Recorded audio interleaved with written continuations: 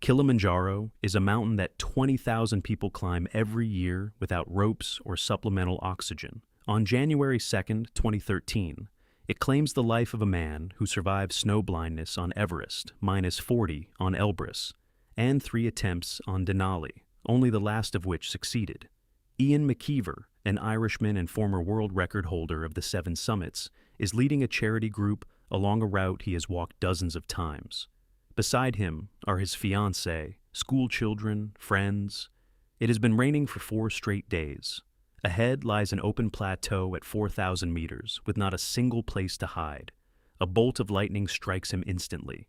The person walking 1 meter away survives. How does a professional with a flawless track record die on the safest of all his mountains? And could anyone have prevented it? To understand, you have to go back to the beginning, to the moment when a traffic report announcer from Dublin climbed a mountain for the very first time. In the late 90s, all of Ireland knows Ian McKeever's voice, just not his name. It comes through car radios every morning, reporting on traffic jams across Dublin. McKeever works as a traffic announcer at AA Roadwatch, and his tone, calm, warm, slightly playful, is perfectly suited to soothing the frustration of drivers stuck on the M50. His colleagues would later say he could calm and charm people at the same time, but AA was too small for him. Before that job, McKeever tried several different careers. He was born on February 13, 1970, and grew up in Cabinteely, a southern suburb of Dublin. Primary school at Johnstown, secondary at Clonkeen College in Blackrock, a degree in social sciences from University College Dublin. Nothing in this path points toward mountains. After university, he got into publishing, selling ad space, and discovered a rare talent in himself, the ability to build relationships, to persuade, to ignite people. From publishing, he moved into public relations, and from there, into radio. By the age of 29, McKeever had never climbed even Sugarloaf, a modest peak in his own county Wicklow, where Dubliners take their kids for weekend walks. He lived by Lough Dan, in one of the most scenic corners of the Irish mountains, but the mountains themselves were just the view from his window. No ice axe, no ropes, no crampons, not a single day at a climbing gym, not a single night in a tent above 1,000 meters. He wasn't an athlete in the traditional sense, not a member of any mountaineering club, never part of a school expedition. His world was the studio, the microphone, advertising contracts, a voice on the morning broadcast. The man who in 10 years would be standing on the summit of Everest was, for now, sitting in a chair behind a console every morning, reading reports about congestion at roundabouts. Nothing in Ian McKeever's biography, as of 1999, would suggest what was about to happen next. He was an ordinary Irishman with a good job, a pleasant voice, an untapped energy with nowhere to go. That energy found an outlet by accident.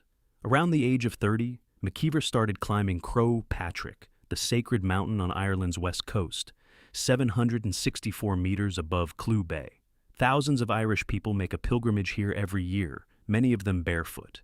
McKeever came not for faith, but for physical challenge. He was looking for a way to get in shape, and the steep rocky slope of Croagh Patrick suited him better than a treadmill at the gym. But something happened to him on that mountain, something he hadn't planned. The climb, the effort, the wind, the panorama of the bay below, all of it triggered a mechanism that would never stop. McKeever returned to Croagh Patrick again and again, each time leaving with the feeling that he had found what had been missing his entire life. Later, in his book, Give Me Shelter, he described this period as an attempt to realize his potential and overcome the demons in his head that had been chasing him since childhood. What exactly lay behind that phrase, he never specified. The decision McKeever made at that point looks absurd for a man with his background. He didn't just want to hike mountains. He wanted to set world records. Not someday, not after 10 years of preparation, but as soon as possible. He had no experience on ice. He had never been at an altitude where the air holds half the oxygen. He didn't know how to handle a rope, had no idea what a harness system was, and had never spent a single night in a high-altitude camp. No club, no team, no mentor. But he had something that can't be trained. Absolute conviction that he would do it. And a system. McKeever didn't rush Everest in his first year. He built a ladder, a series of increasingly difficult challenges, each one testing a specific ability, endurance, speed, logistics, the capacity to perform at the limit. Every next step was preparation for the one above it. The first of those steps was the British Five Peaks Challenge. The year was 2002. McKeever was still unknown outside the Dublin radio studio, but the ladder was already built in his mind, and he began to climb. The British Five Peaks Challenge involves summiting the 5 highest peaks of England, Scotland, Wales, Ireland, and Northern Ireland in the shortest possible time. McKeever completed them at record pace and proved to himself the most important thing. His body could keep working long after his mind was saying, enough. 2 years later came the next step. In 2004, McKeever took on the Irish version of the same challenge, the 5 highest peaks on the island of Ireland. He completed all 5 in 16 hours and 16 minutes, a world record. The man who 5 years earlier couldn't find his way up Sugarloaf now held an official time that no professional mountain runner in the country could beat. In 2006, another leap, 26 peaks on the island of Ireland in 98 hours. That's 4 days with almost no sleep, non-stop movement along ridges, bogs, and scree fields. Another record. The media started paying attention to McKeever. Irish newspapers wrote about the traffic announcer, who had suddenly turned out to be a serious mountain athlete. But all those records for McKeever were not the goal. They were training runs before the main event. He already knew what he wanted, to break the world record for the fastest completion of the 7 summits, the highest points on all 7 continents: Everest, Denali, Aconcagua, Vinson, Kilimanjaro, Elbrus, Karsten's Pyramid. The standing record was 187 days, set in 2006 by Canadian Daniel Griffith. McKeever found 2 key allies. The first was a sponsor. Ulster Bank agreed to finance the project. The second was a partner, Dave Pritt, director of the British company Adventure Peaks, a climber with 30 years of experience and expeditions to K2, Broad Peak, and 5 Everest expeditions under his belt. Pritt agreed to guide McKeever up all 7 summits while simultaneously completing his own list. The setup looked unbelievable. A man who had first reached serious altitude just a year earlier was about to outpace professionals with decades of experience and do it in 6 months. The start was set for January 2007. First summit, Antarctica. On January 25, 2007, McKeever and Pritt stood on the summit of Mount Vinson, 4,897 meters, Antarctica. The temperature was -30 with wind chill, the horizon a white desert stretching to the edge of visibility. The clock was running. 187 days. That's how long McKeever had to beat Griffith's record. Every lost day was a threat to the entire project. Flights get delayed, weather windows close, visas expire. The logistics of the 7 summits isn't just about fitness. It's a chess match with airline schedules, monsoon seasons, and the bureaucracy of 5 continents. 17 days later, Aconcagua, 6,959 meters, South America. The second highest peak on the list, after Everest. McKeever ascended through the Vacas Valley, reached the summit, and immediately flew onward. Between mountains there was no rest, only airports, layovers, and shifts between climate zones. March 3rd, Kilimanjaro, 5,895 meters, Africa. The mountain McKeever would know better than his own backyard in Lough Dan 6 years later. For now, it was just the 3rd line on his list, a waypoint on the road to the record. He got through it quickly and cleanly. March 16th, Karsten's Pyramid, 4,884 meters, Oceania. Technically the most difficult summit on the list for a beginner, the jungles of Papua New Guinea, followed by a rock route up limestone walls. Routine for a climber with years of experience. A serious test for someone who had first stepped onto ice just months earlier. 4 continents, 4 summits in 50 days. The pace was at the very edge of what was logistically possible. Between climbs, McKeever's body had no time to recover. The swing from Antarctic cold to equatorial heat, constant time zone changes, altitude stress accumulating faster than it could dissipate. His body didn't yet know what lay ahead. A forced retreat on Elbrus at -40, Everest, snow blindness, and 5 days without sight. But for now, everything was on track. 4 of the 7 summits were done. The record pace was ahead of Griffith's. McKeever flew to Russia, Russia greeted him with a wall of cold. Mid-April, Elbrus, the highest peak in Europe, 5,642 meters. McKeever and Pritt climbed the standard south route, gained altitude quickly, and pushed onto the final section, only to hit -40 temperatures 200 meters from the summit. The wind made continuing impossible. Pritt, a man with 30 years of experience, made the call, turn around. McKeever obeyed. This was the first serious setback of the project. Elbrus wasn't the highest or the most technically difficult mountain on the list, but it was the one that put the entire record in question. Now, McKeever would have to summit Everest first, then return to Russia and close out Elbrus on a second attempt. Every extra flight meant lost days. Every lost day squeezed the window for Denali, the final summit. On May 16th, McKeever stood at 8,848 meters. The summit of Everest, the northeast ridge, a route from the Tibetan side that is technically harder than the classic southern approach.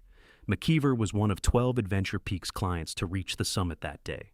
On the same day, 3 other climbers died on the mountain.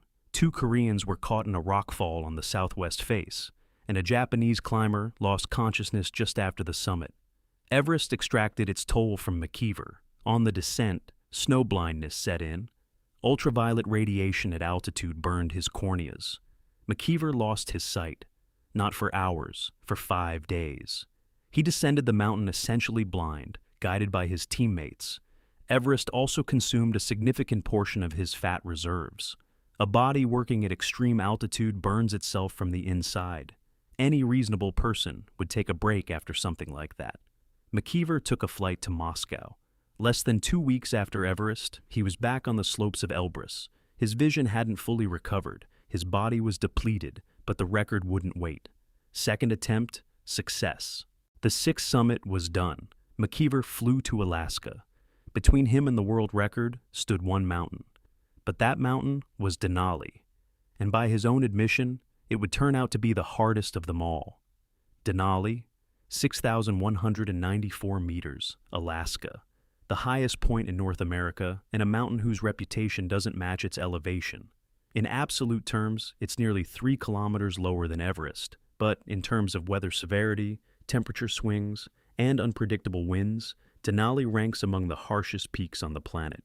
Its northern location means atmospheric pressure here is lower than at an equivalent altitude in the Himalayas. At the summit, the body feels as though it's at 7,000 meters. McKeever and Pritt arrived in Alaska in early June. McKeever's body, after 4 months of continuous climbing, snow blindness, and 2 flights halfway around the world, was running on fumes. But Griffith's record was still within reach, and McKeever had no intention of stopping. First summit attempt. McKeever and Pritt headed up and at 5,550 meters hit a wall of wind. Gusts so powerful that standing on the ridge was impossible. They turned around, descended to high camp, waited. Second attempt. The weather didn't improve. Another retreat. Days slipped away. The record window kept shrinking. McKeever sat in a tent at 5,000 meters, waiting for a break in the sky that might never come. June 29th, third attempt. The wind died down just enough to give them a chance. McKeever and Pritt set out before dawn, and at 11:10 p.m. Alaska time stood on the summit, the 7th mountain, the record. 156 days, 31 days fewer than Griffith. For McKeever, the numbers didn't matter in that moment. What mattered was that he was standing on the summit. By phone from camp, he told Ireland, "What a challenge. The weather was terrible. I thought the other mountains were tough, but this one was the toughest of all. But right now, I feel incredible and proud to be Irish." His father Neil responded to reporters with a single line, "I'm just glad it's all over." A few days later, McKeever rounded out the list by climbing Kosciuszko in Australia, the alternative 7th summit on Bass's list. Back in Dublin, a reception at the Mansion House awaited him. Cameras, crowds. The former traffic announcer was now a world record holder. The Mansion House reception, the interviews, the congratulations, all of it faded quickly. Records in mountaineering don't last long. In 2008, Dane Henrik Christiansen completed the 7 summits in 136 days, 20 fewer than McKeever. In 2010, American Vern Tejas squeezed the time down to 134. McKeever's name stayed in the tables, but the line reading "current record holder" moved on to others. McKeever didn't try to reclaim the record. He didn't plan a second attempt, didn't seek sponsors for another sprint across 7 continents. Instead, he did something no one expected, a complete 180. If before he had been proving that he himself was capable of the impossible, now he wanted to prove that to other people. In 2008, McKeever earned a qualification as a life coach from the Life and Executive Coaching Institute. For someone who had just come down from Everest, it was an odd choice, a business coaching certificate instead of the next expedition. But that very certificate launched what would become the central purpose of his life. McKeever founded Kilimanjaro Achievers, a platform through which Irish schoolchildren, students, and ordinary people could climb the tallest mountain in Africa, not for a record, so that each of them could discover what McKeever had discovered on Croagh Patrick 8 years earlier. From a solo record breaker, McKeever transformed into a mentor. His tool was no longer the ice axe, but conversation. His route was no longer the northeast ridge of Everest, but the trail up Kilimanjaro, which he would guide people along again and again. That mountain became his mountain. He didn't yet know it would become his last. Kilimanjaro consumed more and more of his time, but McKeever had enough energy for parallel projects. On New Year's Eve, 2008, 14 people on the 55-foot boat La Mondiale set out from Gran Canaria on a course for Barbados. The goal was to row across the South Atlantic in under 33 days, breaking the standing record. McKeever was one of 5 Irishmen on the crew. The skipper was Scotsman Levin Brown. Before departure, the team completed a week-long training camp in Scotland led by former SAS soldiers. Multi-day treks, kayaking, deliberate physical and psychological exhaustion. Of 22 camp participants, the Irish 5 were the only ones who completed every single task. McKeever, meanwhile, was not a rower. But then again, he hadn't been a climber when he decided to break a world record in the mountains. 11 days into the ocean, 1,003 miles behind them. The boat lost its rudder. The expedition was called off. McKeever returned to Ireland and didn't waste a single day on regret. At 40, he set himself a goal that had nothing to do with mountains or ocean, breaking the 4-minute mile for men over 40. The benchmark was the time set by legendary Irish runner Eamon Coghlan. McKeever started at 7 minutes. Over 22 months of training, he brought it down to 4 minutes and 20 seconds. The goal wasn't reached, but the gap between a traffic announcer and the world record in the mile had narrowed to 20 seconds. In March 2011, Croagh Patrick, the mountain where it all began. McKeever summited it 35 times in a row, over 80 hours of continuous movement, a new world record for the number of ascents. The money went to Mayo Autism Action. He wrote a second book, Give Me Heroes, and began a third, Give Me 28 Days. In February 2012, upon learning of a seriously ill acquaintance, he offered to donate his own kidney, stating that he was in the best physical shape of his entire life. Friends described him the same way. He always had the next plan, he never bragged, and he always wanted to give. The only thing that could stop him was an external force, a broken rudder, seconds that fell short, a weather window that never opened. From the inside, the stops never came.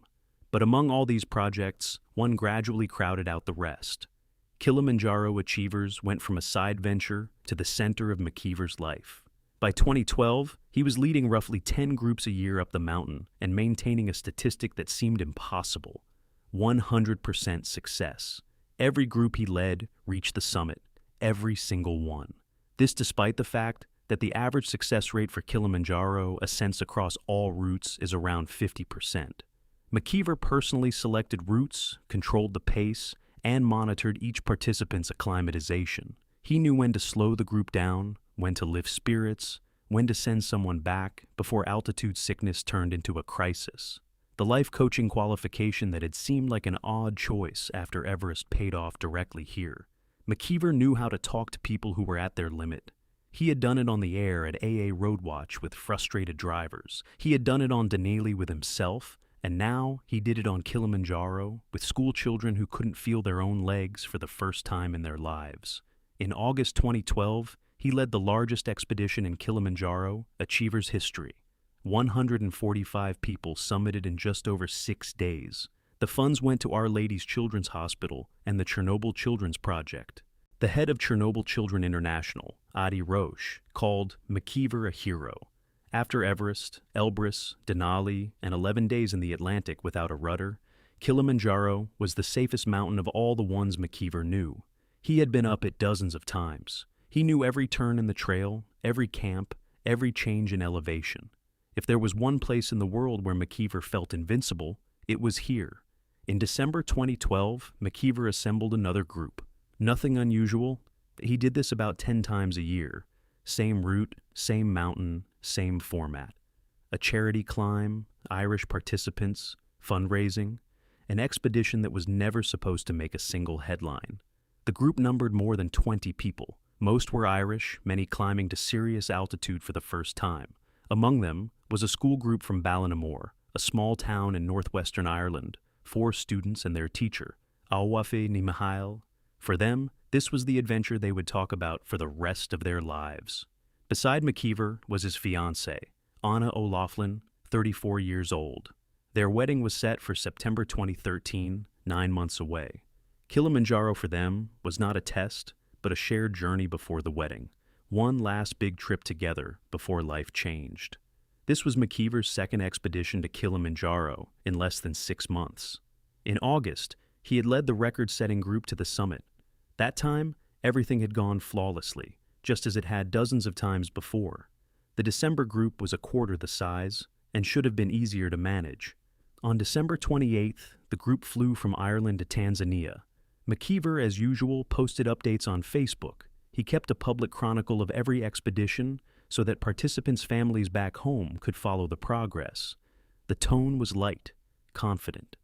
This was his turf, his mountain, his routine. On December 30th, the group began the ascent. The plan was standard: climb through the tropical forest zone to the Shira Plateau, then an acclimatization pass via the lava tower at roughly 4,600 meters, descend lower for the night, and make the final summit push on Friday. McKeever knew this sequence by heart. The only thing he couldn't control was the weather. From the very first hours on the mountain, something was off. Not with the people. The people were fine. Not with the route. The route was the same as always. The problem was the sky. Rain started as soon as the group entered the tropical forest zone, and it didn't stop. Not a drizzle, not a sprinkle. A wall of rain, non-stop, hour after hour. For late December on Kilimanjaro, this was unusual. The short rainy season typically ends by November, and most January expeditions count on relatively dry weather. December 31st, the second day on the mountain, the group climbed higher toward the first camps on the Shira Plateau. The rain didn't let up. Someone from the team posted on Facebook, "Rain hasn't stopped since we arrived, but everyone's happy." The group rang in the new year on the mountainside, in soaked tents, at roughly 3,500 meters. McKeever kept morale up. That was what he did best, talking to people who were uncomfortable and turning discomfort into a shared experience. January 1st, the third day, the group reached Shira 2, camp at 4,000 meters. It's a flat, open plateau, a treeless zone between the end of the heather scrub and the start of the alpine desert. Wind here meets no resistance, and rain at this altitude is colder than down below. Temperatures hovered around freezing. All their clothing was soaked through. There was nowhere to dry anything. Humidity was at 100%, and the sun hadn't appeared in 3 days. McKeever posted his last update: torrential rain all day. Spirits are good though, even though drying clothes is impossible. Praying for drier weather tomorrow. Important day. Lava tower. The tone was calm and upbeat, as always. An exclamation mark, a prayer for weather, a businesslike note about the next day's plan. No alarm. The lava tower is a volcanic rock formation at roughly 4,600 meters. Standard tactics on this route: climb up to the tower for acclimatization, then descend lower to sleep so the body can adapt to altitude on the principle of climb high, sleep low. After that, the final nighttime summit push, scheduled for Friday. The group was on schedule. McKeever had done this dozens of times. Between Shira 2 and the lava tower lies an open plateau with no shelter. No trees, no rock formations large enough to hide behind. If the storm intensified, the group would be stranded on bare ground at 4,000 meters. But for now, it was just rain. Heavy, relentless, exhausting, but just rain. On the morning of January 2nd, the rain turned into something else. Wind picked up, the temperature dropped, and the clouds over the plateau thickened into a dark, opaque mass. An ordinary tropical downpour became an electrical storm, a thunderstorm at 4,000 meters where the storm clouds hung directly overhead. The group left Shira 2, heading for the lava tower. The route crosses a stretch that climbers call the lunar landscape, a rocky plateau with no vegetation, no terrain features to hide behind, not a single object capable of deflecting a strike. More than 20 people stretched out in a line across open ground. They were the tallest points on a flat surface for hundreds of meters in every direction. Lightning struck McKeever. Death was instantaneous. No second, no pause, no chance to react. The discharge passed through his body faster than his nervous system could transmit a pain signal. Jack O'Donoghue, a 60-year-old expedition member, was walking 3 feet from McKeever, less than a meter away. The bolt knocked him off his feet and threw him into the air. O'Donoghue came to on the ground. He was alive. McKeever was not. In the minutes that followed, the storm continued to hammer the group. At least 6 people were injured. Among the wounded was Anna O'Loughlin, McKeever's fiancée. The group took cover behind rocks. Their school principal would later learn by phone. It was very scary and very intense. They were hiding behind rocks the whole time. Everyone is physically okay but very upset. Rescue teams brought the injured down from the mountain. Anna was taken to a local hospital. No other member of the group died. The group did not reach the summit. The expedition was over. On the evening of January 2nd, nighttime in Ireland, a post appeared on the Ian McKeever's Kilimanjaro Achievers Facebook page. The text was brief. "It is with deep sadness that we, Ian's family, his fiancée Anna, and friends, announce his sudden passing on Kilimanjaro today, doing what he loved most." Beneath the post, hundreds of comments. McKeever's name trended across the Irish segment of Twitter and Facebook. The 100% record of Kilimanjaro achievers was broken forever. That record isn't the only thing that defies comprehension. There's a bigger fact, and it's the one that transforms McKeever's death from a private tragedy into a story that's impossible to forget. A man who survived snow blindness on Everest, -40 on Elbrus, 3 summit attempts on Denali in a depleted body, and 11 days in the Atlantic on a boat without a rudder. This man dies on a mountain that more than 20,000 ordinary people climb every year. A mountain that requires no ropes, no crampons, no ice axes, no oxygen tanks. Kilimanjaro is not a mountaineering route in the traditional sense. It's a trek, a trail walked by retirees, teenagers, corporate groups. The altitude is serious, 5,895 meters, but there's no technical difficulty. The main enemies here are altitude sickness and cold near the summit, not avalanches, not crevasses, not rockfall, and certainly not lightning. Central Africa is one of the most thunderstorm-active zones on the planet. Moist air currents from the Atlantic collide with mountain terrain and produce powerful storms year-round. But on Kilimanjaro itself, above 4,000 meters, severe thunderstorms are uncommon. The air up there is drier and thinner than in the lowlands. Death by lightning strike at this altitude is an event that fits no statistical model. The route between Shira 2 and the lava tower makes it worse. It's 6 kilometers of completely exposed plateau, a stone desert without a single tree, without rock outcrops large enough to dissipate a discharge. If an electrical storm does form here, and on that day it did, a group of people on a flat surface becomes a perfect target. There's nowhere to go. There's nothing to hide behind.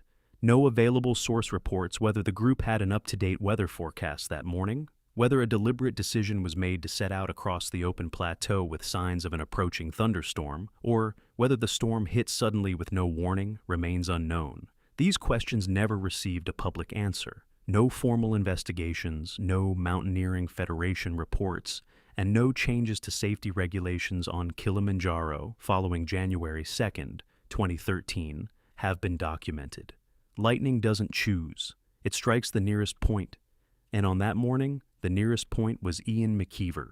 McKeever's body made the journey back down the mountain, then from Tanzania through Zurich to Ireland. His family flew to meet it: Father Neil, Mother Ethna, Sister Denise. The same Neil who had whispered to reporters after Denali, "I'm just glad it's all over." Back then, he meant the record. Now, everything was over in a different way. The funeral was held at the Church of St. Lawrence O'Toole in Roundwood, a small town in County Wicklow, just a few kilometers from Lough Dan, where McKeever had lived. The Taoiseach's aide-de-camp was present. Friends formed a choir and opened the service with a hymn.